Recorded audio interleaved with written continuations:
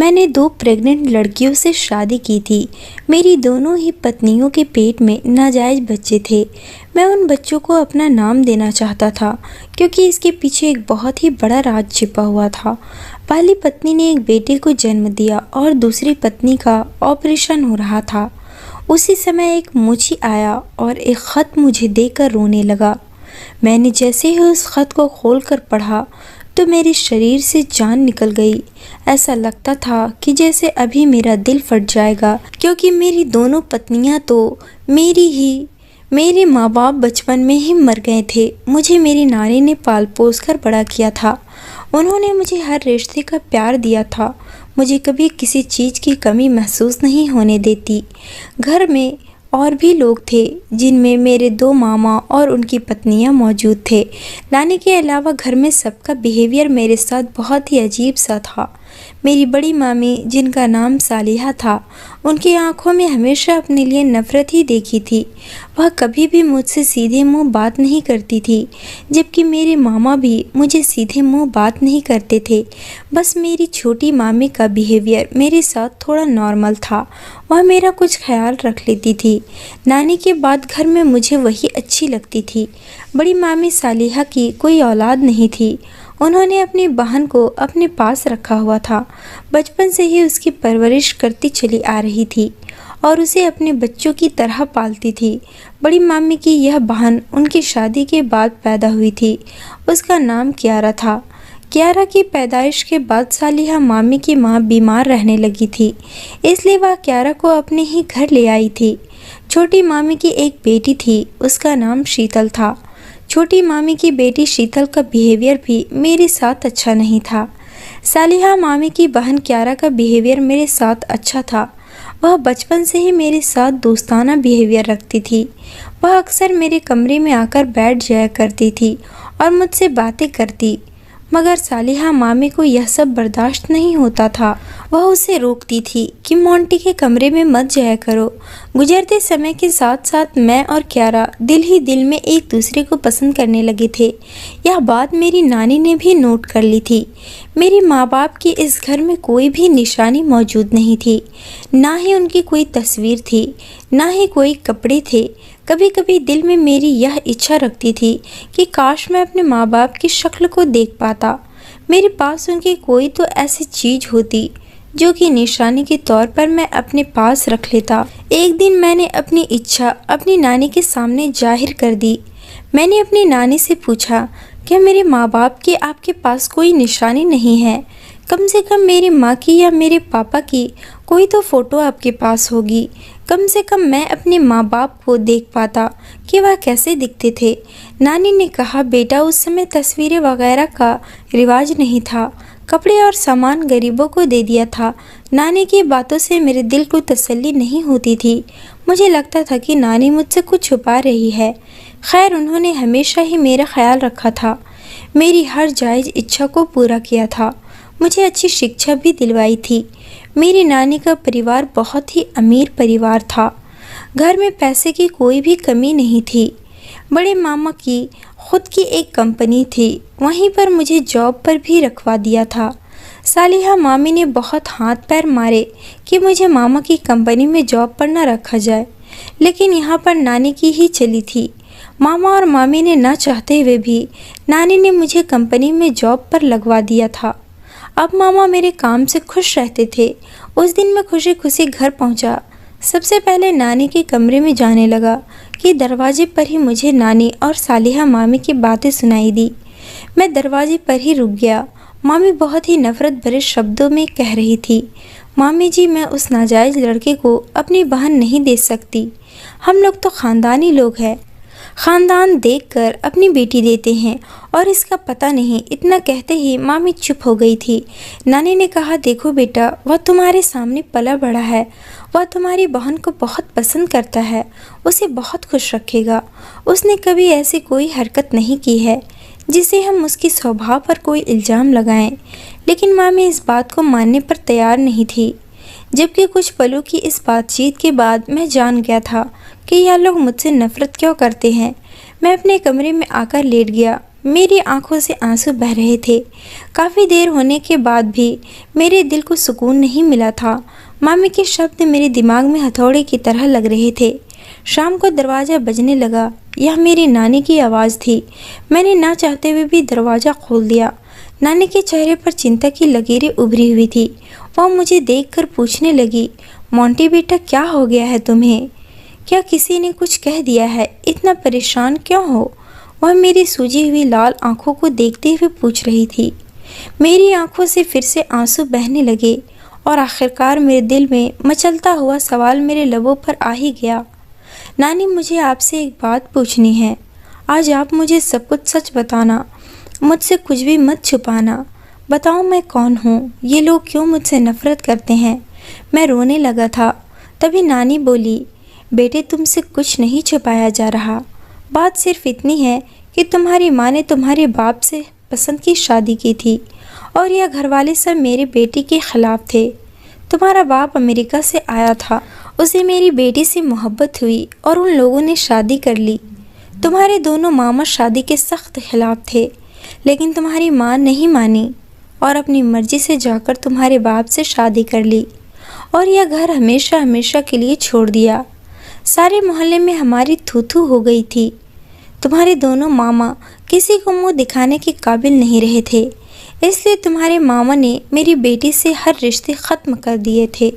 कुछ दिन बाद खबर आई कि तुम्हारी मम्मी पापा का एक्सीडेंट हुआ है और उसमें उन दोनों की ही मौत हो गई है। अंतिम संस्कार की तैयारी मैंने ही की थी। तुम्हारे मामा ने तो अपनी बहन के अंतिम संस्कार में जाना भी जरूरी नहीं समझा था, क्योंकि उन्हें अपनी इज्जत प्यारी थी। मैंने तुम्हें अपनी बेटी की आखिरी निशानी समझकर अपने पास रख लिया था। उस दिन से यह लोग तुमसे और मुझसे भी नफरत करते हैं। नानी की बात सुनकर मेरा गुस्सा ठंडा हो गया था। कुछ भी कहो, मेरी माँ ने गलत किया था। मेरे मामा की इज्जत को रौंद कर अपना घर बसाया था, लेकिन शायद उस समय मेरी माँ को अपनी मोहब्बत चुनना सही लगा होगा। शायद सब लोग ही अपनी अपनी जगह ठीक थे, लेकिन इस सब के बदले नफरतें तो मेरे हिस्से में आई थी। इन सब में मेरी क्या गलती थी? आखिर मुझे क्यों नफरतों का निशाना बनाया जा रहा था? एक फ़कीर औरत अक्सर हमारे दरवाजे पर आती थी। वह अपाहिज थी। वह बैसाखियों के सहारे हमारे दरवाजे तक आती थी। वह औरत न जाने क्यों मुझे बहुत ही गौर से देखती थी। मैं भी उसे पैसे देकर उससे आशीर्वाद लेता। वह औरत दिल की गहराइयों से मुझे आशीर्वाद देती। समय धीरे धीरे गुजरता रहा। इस दौरान मामी की छोटी बेटी शीतल को सूरज नाम के एक बिगड़े हुए लड़के से मोहब्बत हो गई और ये मुलाकातें दिन ब दिन बढ़ने लगी। मैंने नानी को भी बताया। दूसरी तरफ बड़ी मामी की बहन क्यारा की मोहब्बत मेरे लिए दिन ब दिन बढ़ती जा रही थी, लेकिन मैंने अपने कदम रोक लिया, क्योंकि मैं जानता था कि हमारा मिलना नामुमकिन था। बड़ी मामी कभी भी मेरे साथ अपनी बहन की शादी नहीं करती। सालिहा मामी की नफ़रत भी बढ़ती जा रही थी और उस दौरान मेरे सामने एक और खुलासा हुआ कि सूरज तो एक बहुत बड़े डॉन का बेटा था। वह पूरे शहर का डॉन था। वह काले धंधों का बेताज बादशाह था। बाप की दौलत पर सूरज खूब ऐश कर रहा था और कई लड़कियों को शादी का झांसा देकर उनकी इज्जत से खिलवाड़ कर चुका था और शीतल उसके जाल में फंसी हुई थी। वह भी सूरज से मोहब्बत करती थी और उससे शादी के सपने देख रही थी। एक दिन अचानक नानी की तबीयत बिगड़ने लगी। हम सब उन्हें अस्पताल लेकर भागे। डॉक्टर ने बताया कि उन्हें दिल की तकलीफ हो गई है। डॉक्टर ने कहा कि उन्होंने कोई बात अपने दिल पर लगा ली है, जिसकी वजह से दिल की तकलीफ हुई थी। नानी की तबीयत थोड़ी संभली तो हम उन्हें घर ले आए, लेकिन अब नानी बहुत ही कमज़ोर हो चुकी थी। वह अपने बिस्तर से उठ भी नहीं पाती थी। मैं दिन रात नानी की सेवा में लगा रहता था। एक नानी ही तो मेरे जीने का इकलौता सहारा थी। मैं नानी चाहता था नानी मुझे इस दुनिया में अकेला छोड़कर चली जाए। एक दिन उन्होंने मुझे अपने कमरे में बुलाया और जो कुछ कहा उसे सुनकर मेरे सर पर जैसे पहाड़ टूट पड़े थे। जब मैं नानी के कमरे में गया था तो उस समय नानी अपनी आंखें बंद किए हुए लेटी थी। मेरे आने के एहसास पर उन्होंने मुझे पुकारा और फिर कहने लगी, मोंटी बेटा, मैं तुम्हें एक ऐसी बात बताने जा रही हूँ जो तुम्हारे लिए जानना बहुत ज़रूरी है। मैं तुम्हें यह बात अपने जीते जी बताना चाहती हूँ। मैं नहीं चाहती कि मेरी बाद यह बात तुम्हें पता चले, इसलिए मैं यह सच्चाई बताना चाहती हूँ। मैं नहीं चाहती थी कि यह सच्चाई तुम्हें पता चले, लेकिन अब मेरी मजबूरी है। अगर मेरे मरने के बाद यह सच्चाई तुम्हें किसी और से पता चलेगी, तब तुम्हें बहुत दुख होगा और तुम्हें मुझसे भी शिकायत रहेगी। शायद यह बात करके मेरे दिल का बोझ कुछ हल्का हो जाएगा। बेटा, जो अब तक मैं तुम्हें कहानी सुनाई है वह सब झूठ है। आज मैं तुम्हें सच्ची कहानी बताऊंगी कि आखिर तुम कौन हो और तुम्हारे माँ बाप कौन हैं, ताकि मैं सुकून से मर सकूं। नानी के शब्द एकदम गीले हो गए थे। कौन सा झूठ नानी? मैंने उलझन से पूछा। मेरा दिल बैठने लगा था। मोंटी बेटा, मेरी बात गौर से सुनो।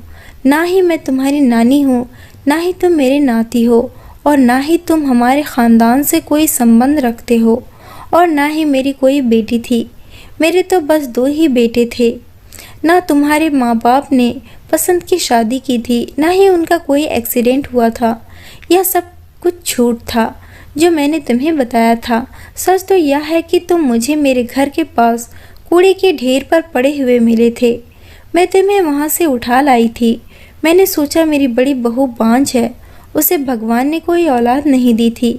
मैंने सोचा सालिहा तुम्हें पालेगी, लेकिन उसने तुम्हें लेने से इनकार कर दिया। वह एक नाजायज बच्चे को नहीं पालना चाहती थी। उसने साफ कह दिया कि मैं यह नाजायज बच्चा नहीं पालूंगी। वह तुम्हें पालने के बजाय अपनी बहन को अपने घर ले आई और उसे पालने लगी थी। सालिहा ने जब तुम्हें पालने से मना कर दिया तो फिर मैं ही तुम्हें पालने लगी। सब रिश्तेदारों में मैंने यह बात फैला दी थी कि तुम मेरी एक सहेली के पोते हो। तुम्हारा पूरा ख़ानदान एक्सीडेंट में मर गया है, इसलिए तुम अनाथ हो गए हो और इसलिए मैं तुम्हें पाल रही हूँ। सारे ख़ानदान वालों को ही यह बात मैंने बता दी थी।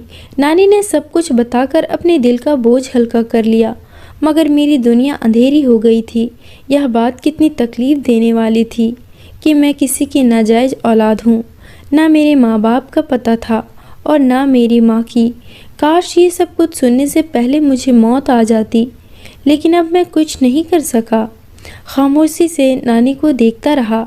फिर नानी कहने लगी, मोंटी, मुझे लगता है मेरे मरने के बाद तो यह घर छोड़ दोगे, या यह लोग तुम्हें खुद ही घर से निकाल देंगे। मगर यहाँ से निकलने से पहले 2 काम ज़रूर करना। एक तो शीतल की जान उस सूरज नाम के बिगड़े हुए लड़के से ज़रूर छुड़वाना, कहीं यह लड़का हमारे ख़ानदान की इज्जत खाक में ना मिला दे।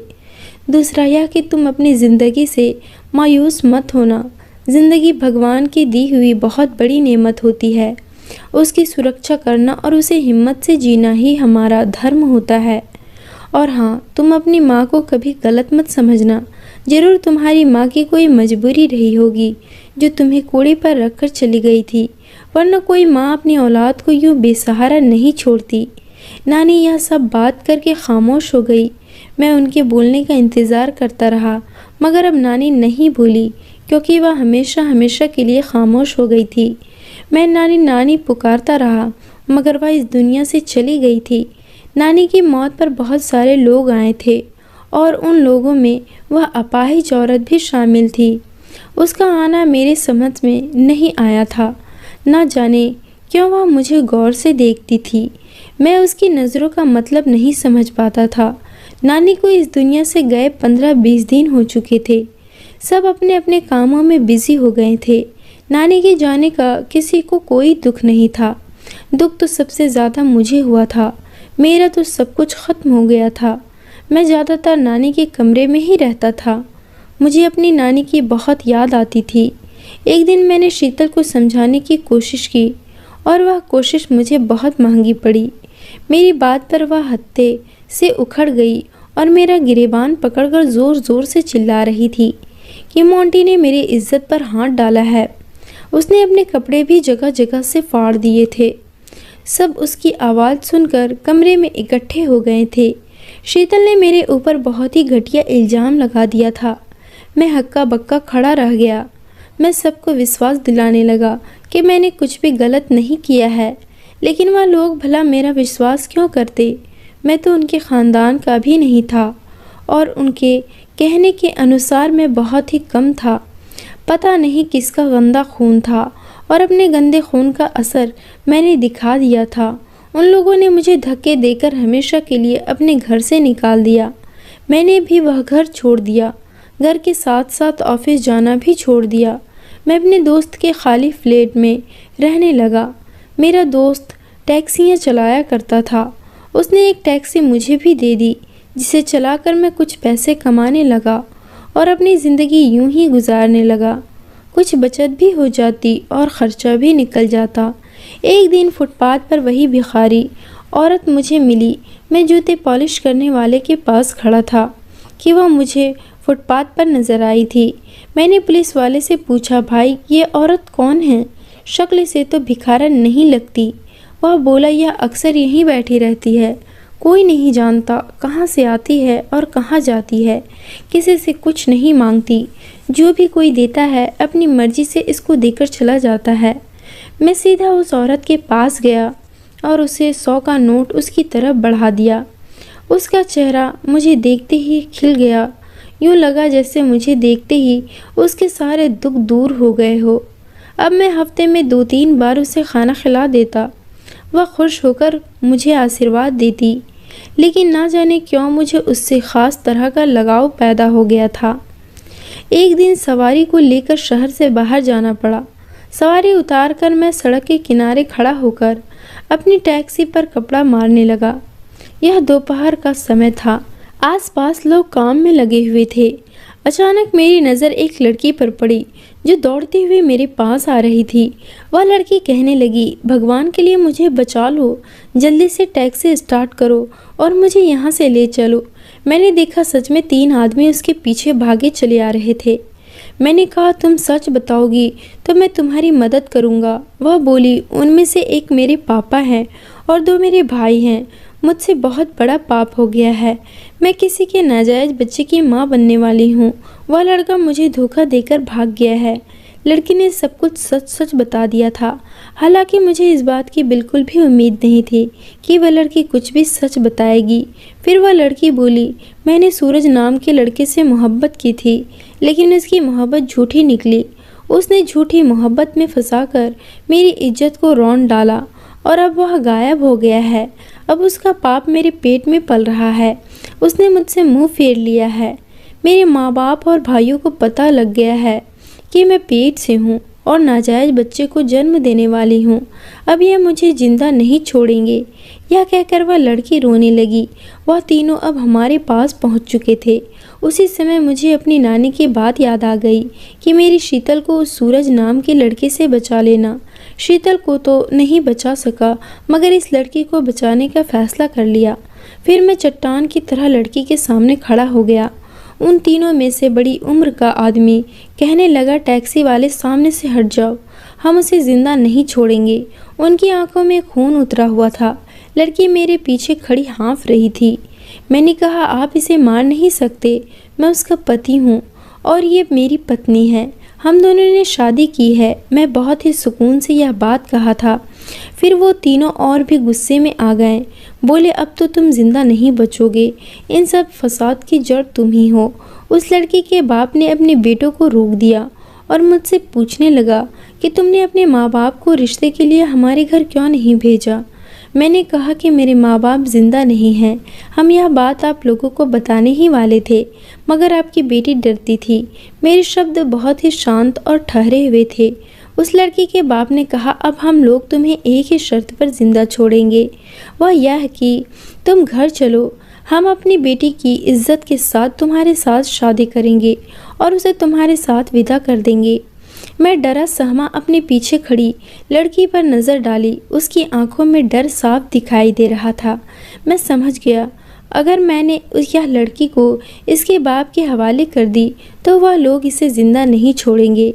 उसके पेट में एक नन्ही सी जान और भी पल रही थी। मैं 2 जान को ख़तरे में नहीं डाल सकता था और फिर मैंने उस लड़की की खातिर कुर्बानी दे दी। मैंने फ़ोन करके अपने दोस्त को बुला लिया। वह भी शादी में शामिल होने के लिए आ गया। मेरी शादी में कुछ रिश्तेदार और कुछ मोहल्ले वाले थे, जो सिर्फ लड़की वाले की तरफ से ही थे। मेरी तरफ से तो सिर्फ मेरा दोस्त ही शामिल हुआ था। हमारी शादी हो गई। उस लड़की को, जिसका नाम नैना था, अपने फ्लैट पर ले आया। अब नैना मेरी पत्नी बनकर मेरे फ्लैट में रहने लगी। वह बहुत खुश थी। वह मेरी बहुत ही एहसानमंद थी कि मैं उसकी इज्जत और जान बचा ली। हर समय मेरी सेवा में लगी रहती। वह तो अपने बच्चे को गिराना चाहती थी, मगर मैं इस बात के लिए तैयार नहीं था। मैंने नैना से साफ कह दिया कि मैं इस बच्चे को अपना नाम दूंगा। तुम्हें परेशान होने की ज़रूरत नहीं है। नैना के कदम मेरे घर में बहुत ही शुभ साबित हुए थे। मुझे एक बहुत ही अच्छी कंपनी में जॉब मिल गई थी। एक दिन मैं ऑफिस में बिजी था कि नैना का फ़ोन आया। उसने बताया कि 2 औरतें आपसे मिलने आई हैं। मैं जल्दी से घर आया। कमरे में दाखिल होते ही मेरी जान निकल गई, क्योंकि मेरे सामने तो मेरी छोटी मामी खड़ी थी, अपनी बेटी शीतल को साथ लेकर। मुझे देखते ही वह रोने लगी। वह मेरे गले लग गई और बोली, मोंटी तुम अपने मामा की इज्जत बचा लो, वरना वह मर जाएंगे। शीतल ने हमारी इज्जत खाक में मिला दी है। यह सूरज के नाजायज बच्चे की माँ बनने वाली है। इसके बाद वह शीतल को बुरी तरह मारने लगी और शीतल बिलक बिलक कर रोने लगी। मामी कहने लगी, बेटा तुम अपने मामा की खातिर इसे अपना लो, बाद में भले ही इसे छोड़ देना, लेकिन अभी फ़िलहाल के लिए इससे शादी कर लो, वरना हमारी इज्जत खाक में मिल जाएगी और तुम्हारे मामा यह बर्दाश्त नहीं कर पाएंगे। वह भी जान से हाथ धो बैठेंगे। मेरे घर को बर्बाद होने से बचा लो। मैंने मामी से कहा, मामी आप तो ख़ानदानी लोग हैं, जबकि मैं तो किसी का गंदा खून हूँ। मुझे तो मेरे ख़ानदान का भी पता नहीं है, तो यह भला कैसे मुमकिन होगा। मैंने शीतल को सूरज से मिलने से रोका था। मुझे मालूम था एक दिन यह ज़रूर होगा, मगर शीतल ने मुझ पर ही इल्ज़ाम लगा दिया और मुझे बेइज्जत करके घर से निकलवा दिया। अब मैं सूरज के पाप को कैसे अपना लूँ?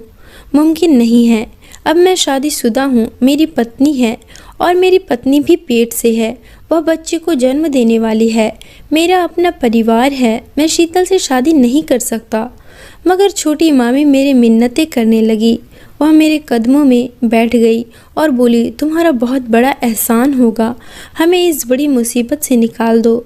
और फिर वह मेरी पत्नी नैना की भी सिफारिश करने लगी कि तुम ही मोंटी को समझाओ। कुछ समय की बात है, फिर भले ही यह मेरी बेटी को छोड़ दे, लेकिन अभी फ़िलहाल के लिए इस मामले को ठंडा होने के लिए इससे शादी कर लेने दो। नैना भी इस मुसीबत से गुजर चुकी थी। उसे एहसास था कि शादी से पहले माँ बाप को कितनी बड़ी तकलीफ़ होती है। नैना ने मुझसे कहा कि तुम शीतल से शादी कर लो, बात की बाद में देखेंगे। नैना के कहने पर मैंने शीतल से शादी कर ली और अब मैं अपनी दोनों पत्नियों के साथ रहने लगा।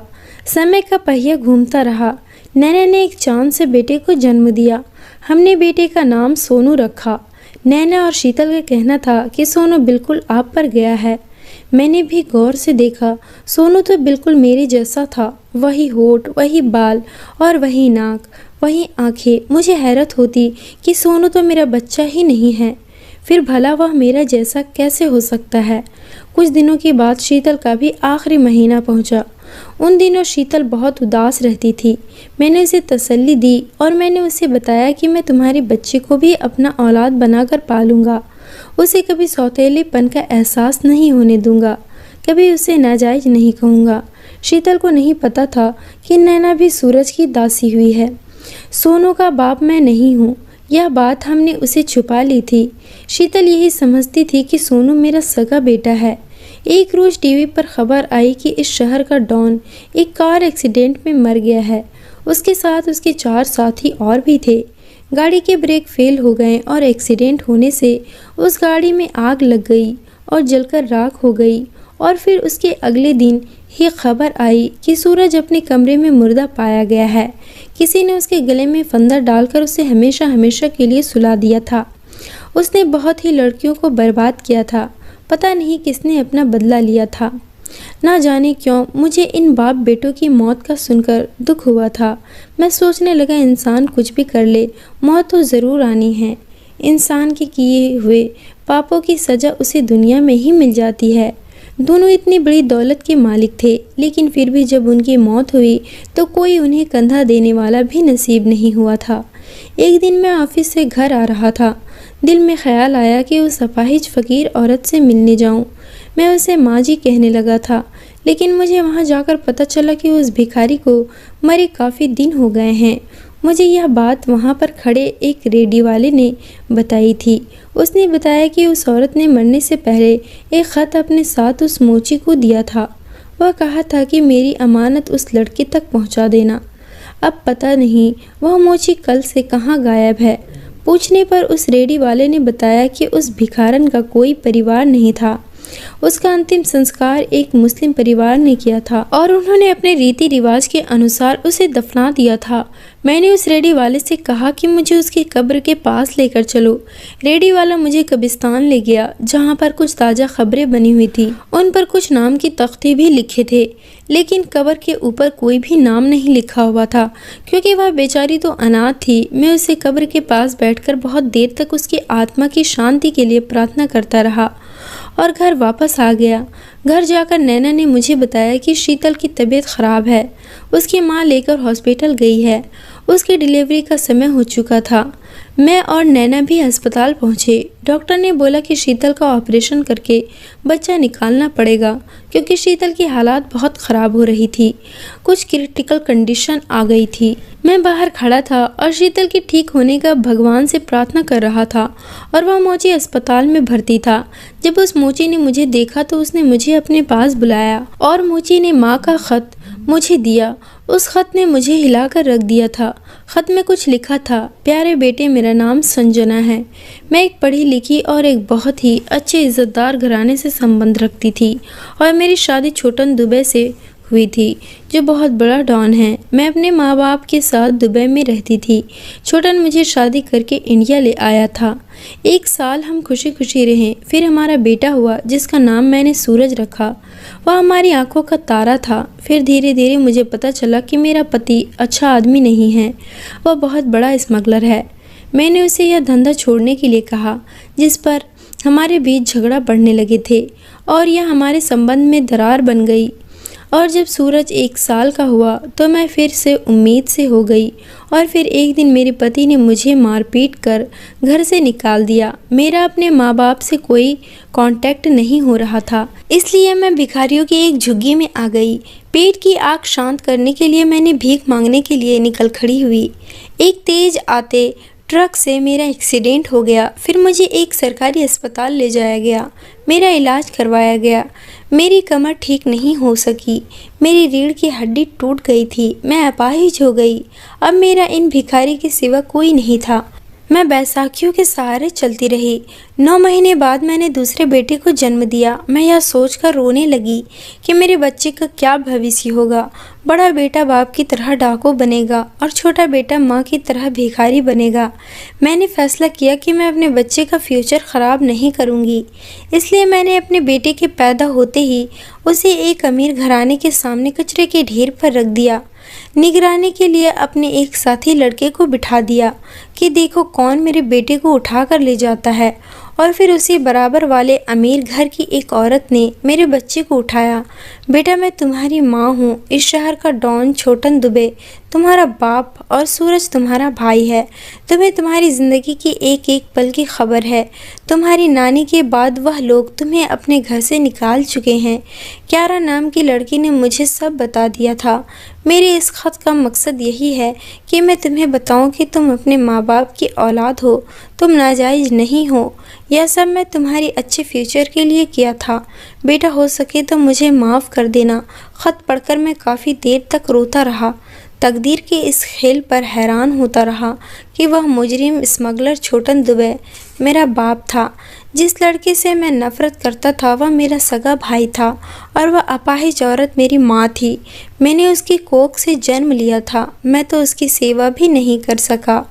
मैं ख्यालों में गुम था कि तभी नर्स ने बाहर आकर बताया कि आपकी पत्नी ने एक प्यारे से बेटे को जन्म दिया है। मैंने खुशी खुशी अंदर कमरे में शीतल के पास पहुंचा। वह बेड पर लेटी हुई थी। उसके बराबर एक प्यारा सा बच्चा आंखें मूंद लेटा था। वह भी बिल्कुल मेरे जैसा था। यह भी कुदरत का कैसा अजीब खेल था। दोनों ही बेटे मेरी ही शक्ल के थे। सब कहते हैं कि दोनों बेटे मुझ पर गए हैं। मैं दिल ही दिल में खुश होता हूँ। आखिर वह मेरा ही तो खून है, नाजायज़ ही सही। हो तो मेरा ही था। मेरे भाई और बाप को उनके किए की सज़ा मिल गई थी। मेरी दोनों पत्नियां शीतल और नैना दोनों आपस में बहनों की तरह रहती हैं। शीतल ने मुझे भी कहा था कि जैसा कि हमारे बीच तय हुआ था कि मेरे बच्चे के जन्म देने के बाद तुम मुझे छोड़ दोगे तो तुम मुझे छोड़ सकते हो। मैं तुम पर और नैना पर बोझ नहीं बनना चाहती। लेकिन नैना ने मना कर दिया। उसने कहा हम हमेशा ऐसे ही रहेंगे, तुम्हें यहाँ से जाने की कोई ज़रूरत नहीं है। मैं भी भगवान का धन्यवाद करता हूँ कि उसने मुझे इतनी सारी खुशियाँ दी है। मैं जब अस्पताल में अपने बेटे को गोद में उठाकर उसे चूम रहा था, क्यारा की आंखों में आंसू आ गए थे। शायद अब भी मुझसे मोहब्बत करती थी। मैंने क्यारा की तरफ देखा। मैंने बच्चों को शीतल के पास लिटाया और क्यारा का हाथ पकड़कर बाहर ले आया। मैंने क्यारा की आंखों में आए आंसू साफ किया और क्यारा से कहा, क्यारा पुरानी बातों को भूल जाओ। शायद हम दोनों का मिलना किस्मत में नहीं लिखा था। तुम मुझे भूल जाओ और अपनी ज़िंदगी में आगे बढ़ो। यही तुम्हारे लिए सबसे बेहतर रहेगा। मैं अपनी ज़िंदगी में आगे बढ़ चुका हूँ। मेरी 2 पत्नियाँ हैं, मेरे बच्चे हैं। अब मेरे साथ खुद को जोड़कर मत रखो। अपनी ज़िंदगी को ख़राब मत करो। क्यारा की आंखों में फिर से आंसू बहने लगे। मेरी बातों पर उसने मुस्कुराने की कोशिश की। मैंने उससे वादा लिया कि क्यारा तुम अपनी ज़िंदगी में आगे बढ़ोगी और मुझे भूल जाओगी। क्यारा ने भी मुझसे वादा किया कि मैं वादा करती हूँ मैं तुम्हारे रास्ते में कभी नहीं आऊँगी। मैंने कहा, क्यारा सिर्फ यही वादा नहीं करना कि मेरे रास्ते में नहीं आओगी, तुम्हें यह वादा भी करना होगा कि तुम अपनी ज़िंदगी में आगे बढ़ोगी, एक अच्छे से लड़के को देकर शादी कर लोगी। और फिर मैंने क्यारा से यह वादा करवा कर ही दम लिया। मैंने शीतल को और अपने बच्चे को लेकर घर आ गया और खुशी खुशी ज़िंदगी जीने लगा। कुछ समय के बाद खबर मिली कि क्यारा ने भी एक लड़के से शादी कर ली है और इस खबर से मुझे बहुत सुकून मिला था। अगर क्यारा शादी न करती तो मेरे दिल पर हमेशा एक बोझ रहता कि क्यारा ने मेरी वजह से अपनी ज़िंदगी ख़राब कर ली। अब क्यारा भी अपनी ज़िंदगी में खुश है और मैं भी अपनी ज़िंदगी में खुश हूँ। दोस्तों, उम्मीद करती हूँ आपको हमारी कहानी पसंद आई होगी। कहानी पसंद आई है तो वीडियो को लाइक करें। चैनल पर नए हैं तो चैनल को सब्सक्राइब करें।